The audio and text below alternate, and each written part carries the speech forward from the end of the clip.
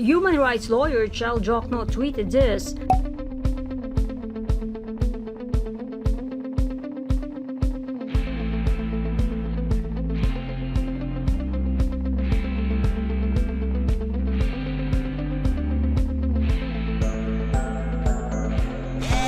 Netizens ganged up on him, accusing the former senatorial candidate of spreading fake news.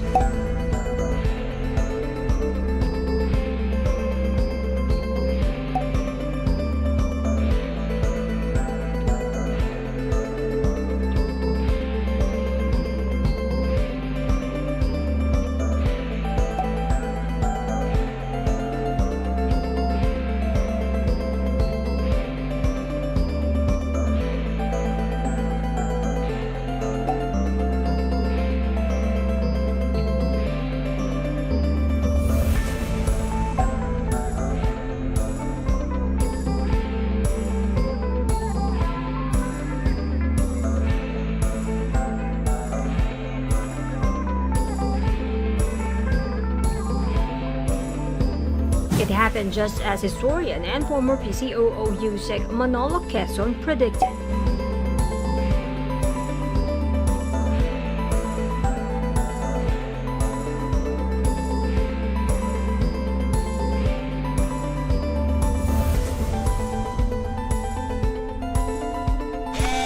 Despite the backlash, Diokno didn't delete the tweet. Instead, the abogado replied this to Quezon.